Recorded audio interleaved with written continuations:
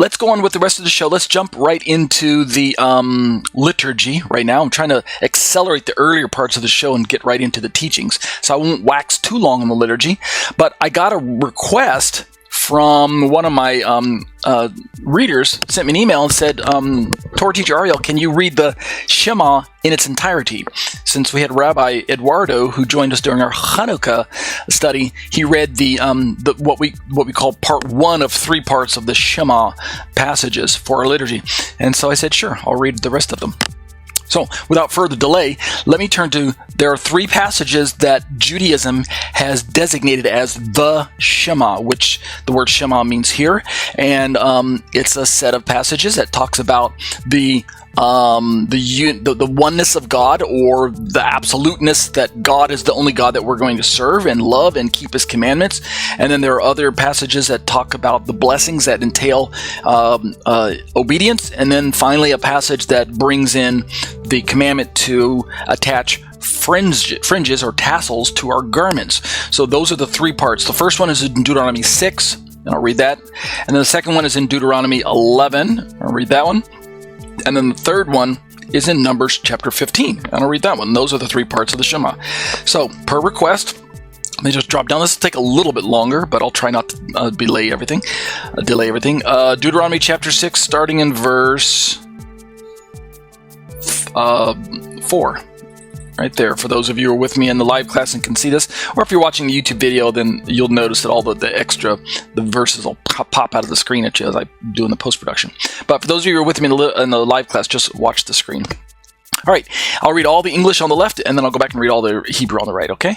ESV, English on the left, Deuteronomy 6:4. Hear, O Israel, the Lord our God, the Lord is one. Again, the word hear, the very first word, is the word Shema. And that's where we get the name of this particular prayer, or this liturgy. And it's also the name of my study that we've been going through, this, exploring the Shema, meaning talking about the idea of God being one, and what does that mean to Judaism? Is He only one? Is He the only God? Is He the only God among many gods? Is He the only true God among many false gods? And then later on, it became known as a discussion about the nature of God. It didn't really start out that way, but it turned into that later on in Judaism. All right, little background for you. Verse 5, you shall love the Lord your God with all your heart, with all your soul, and with all your might. Verse 6, right there. And these words that I command you today shall be on your heart. Verse 7, you shall teach them diligently to your children, and shall talk of them when you sit in your house, and when you walk by the way, and when you lie down, and when you rise. Verse 8, you shall bind them as a sign on your hand, and they shall be as frontlets between your eyes. Verse 9, you shall write them on the doorposts of your house and on your gates. And that's the first part of the Shema, verses 4 through 9. The second part of the Shema picks up in Deuteronomy chapter 11, and we drop down to verse 13, starting right there. Left side of the screen. Deuteronomy 11:13. And if you will indeed obey my commandments that I command you today, to love the Lord your God and to serve Him with all your heart and with all your soul. Now we end up with the why do we need to obey God's commandments. From Israel's perspective, it was tied to getting into the land and staying safely in the land. There's a little bit more involved today, but initially that's the gist of how the commandments were meted out as far as reward is concerned. Starting in verse 14, God says He will give you the rain for your land in its seasons, the early rain, the later rain, the latter rain, that you may gather in your grain and your wine and your oil. Verse 15, and He will give grass in your fields for your livestock, and you shall eat and be full. So notice God is telling Israel, I'm going to bless you if you keep my commandments. I'm going to bless you. Your life will be full. Like Yeshua said, that you might have life and life more abundantly. You'll live, right? I won't kill you. You won't die. I'll protect you from your enemies. And at the same time, I will bless you and your livestock and your families and your children and the land around you. And generally speaking, there's a principle known as reward of obedience is rewarded by blessing. So, blessing follows obedience. That's the general principle that's going on here. Verse 16, take care lest your heart be deceived and you turn aside and serve other gods and worship them. Verse 17, then the anger of the Lord will be kindled against you, and He will shut up the heavens so that there will be no rain, and the land will yield no fruit, and you will perish quickly off the good land that the Lord has given you. Notice the converse is true.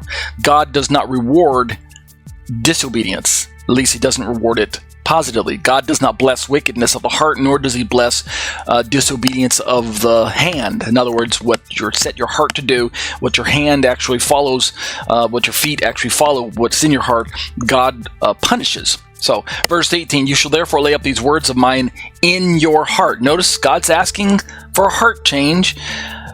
Is asking for their will and their volition in the matter. And in your soul, and you shall bind them as a sign on your hand, that they be as frontlets between your eyes. By the way, it's amazing to me that as we read these verses, that many more church-going people, Christians, Gentile Christians, generally speaking, aren't aware that God was never commanding some sort of legalistic performance in a routine fashion where you just do commandments kind of mindlessly as robots, or you just do them kind of without caring for God and loving your neighbor and anything like that. God was always asking for heartfelt and heart-motivated commandment keeping. It's all throughout the Torah, but we just need to stop and read it. In verse 18, therefore lay these words of mine on your heart and in your soul. God was, this is kind of a New Testament feature is the point I'm trying to bring up as I stop and interject in the middle of my liturgy. Sorry about that. Verse 19, you shall teach them to your children, talking of them when you're sitting in your house, when you're walking, by the way, and when you lie down and when you rise. Verse 20, you shall write them on the doorposts of your house and on your gates. Now it sounds similar to the previous passage that we read earlier. Scroll down to verse 21. That your days and the days of your children may be multiplied in the land of the Lord swore to your fathers to give them as long as the heavens are above the earth. There's the kind of the general grandfather blessing that's attached to keeping the commandments. It's tied to you're getting into the land and your safety and protection in the land and blessing while you're there. All right, so let's go back and I think I'll read all of the English first, then I'll go back and read all of the Hebrew. Numbers 15, scrolling down to starting in verse, let me find it here. There we go. Starting in verse 37.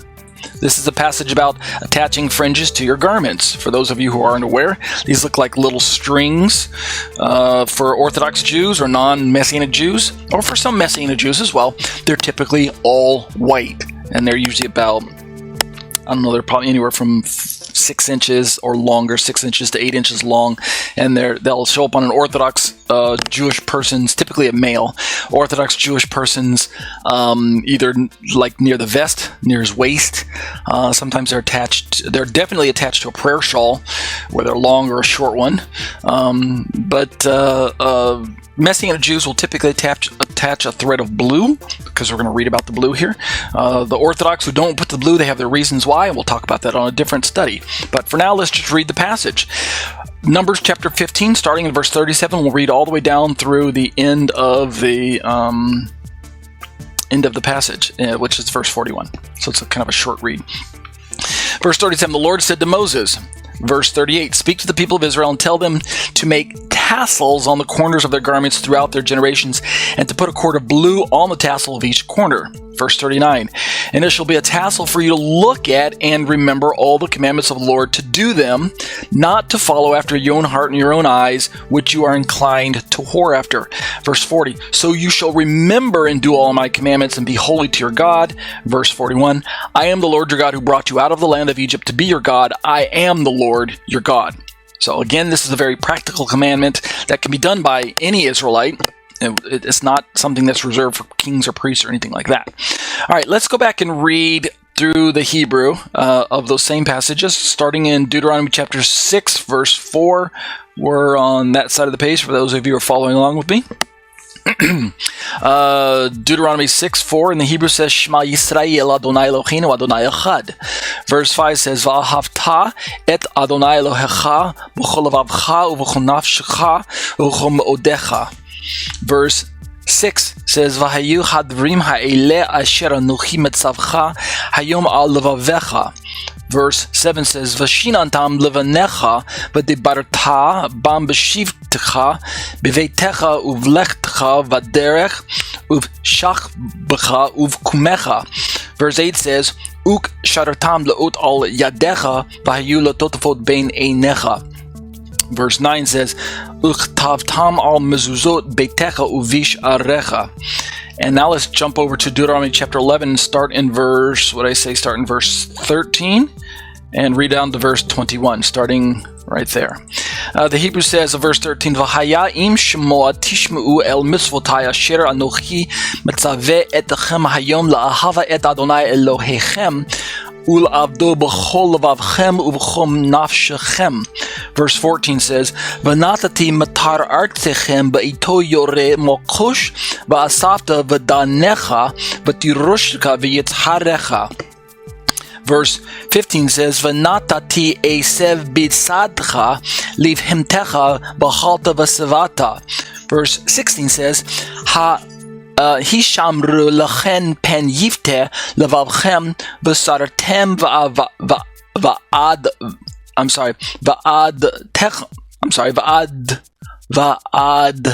v'adtem. Misreading there. Elohim acherim v'hishtakavitem lahem. Verse 17, starting right there, says, V'hara af Adonai b'chem v'atzar et hashamim v'lo yiyeh matar ha'adama lo titen et yevula v'avadtem mehira me'al ha'aretz ha'tova asher Adonai noten lechem. Verse 18 says, V'samtem et dvarai ele al levavchem v'al nafshechem ukshartem otam lot al yedechem v'hayu letotafot ben einechem. Verse 19 says, V'limadtem otam et b'nechem v'ledaber bam b'shivteka b'veteka b'vetecha uvlechtecha v'derech uv'shakbecha uv'kumecha. Verse 20 says, Uchtabtam al mezuzot beitecha uvish arecha. And the final pasuk, the final verse 21 right there says, Lema'an yirbu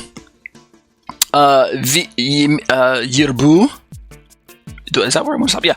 Lema'an yirbu yimechem v'yimei veinechem al ha'adama asher nishbal Adonai la'avotekem letet lehem ki yimei hashamim al ha'aretz. And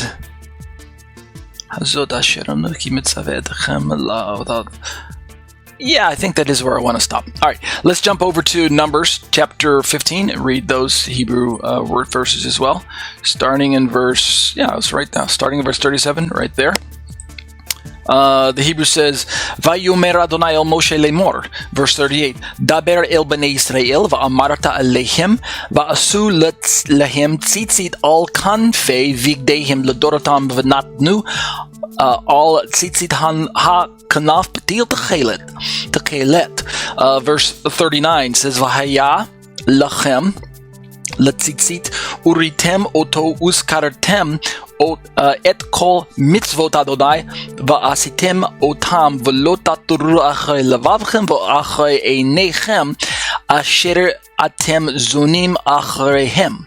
Verse 40 says, Lema'an tizkaru va'asitem et kol mitzvotai v'hitem kadoshim le'Elohechem. And verse 41 says, Ani Adonai Elohechem asher hotzeiti etchem me'eretz Mitzrayim lichot lechem le'Elohim. Ani Adonai Elohechem. And that'll be the liturgy for the Hebrew section. Let's jump real quick over to Romans. I'm not going to read all, I think last week I read verse 1 all the way down through verse, where did I stop? But verse 13. Instead, I'll just read 10, 11, 12, 13. Just those short, that short read tonight, because that's all we're going to really be dealing with. We're going to continue talking about the brother. So we'll start right there. ESV, Romans chapter 14, left side of the page, verse 10 says, Paul says, Why do you pass judgment on your brother? Or why do you despise your brother? For we will all stand before the judgment seat of God. Verse 11 says, For it is written, as I live, says the Lord, every knee shall bow to me and every tongue shall confess to God. Verse 12, so then each of us will give an account of himself to God. And then verse 13, the final one for tonight. Therefore, let us not pass judgment on one another any longer, but rather decide never to put a stumbling block or hindrance in the way of a brother. And we're going to be talking about the brother and how it's related to who is the weak one, the weak in faith person in Romans 14:1. And we'll talk about this tonight and probably tomorrow. And then next week. And then I think I'll conclude and move on to the next section in the study about something about Nothing is unclean in of itself, so it'll be a kind of talking about kosher and diet and things like that. All right, let's go back and read the Greek over on the right side of the page, starting over there. This is SBL G&T version of the Greek. It says, verse 10, Su de ti krines ton adelphon su, e kai su ti exutanes ton adelphon su pantes gar parastesamitha to bemati tu theu. And I talked about how last week that there's a variant in the Greek, the final phrase there, bemati tu theu, for we all stand before the judgment seat of God, which is what that means, or bema tu theu. There's a variant, and we'll talk about that maybe tonight, how that the variant shows the judgment seat of Christ. And so it kind of bears relevance to our discussion. If the brother is perhaps not only Christians, but perhaps my brother is broad enough to include unbelieving Jews, well then how could an unbelieving Jew stand before the judgment seat of Christ? Wouldn't he just stand before the judgment seat of God? Something like that effect. All right, we'll look at that a little bit later. All right, dropping down to verse 11 for the liturgy. Pick up the reading right there.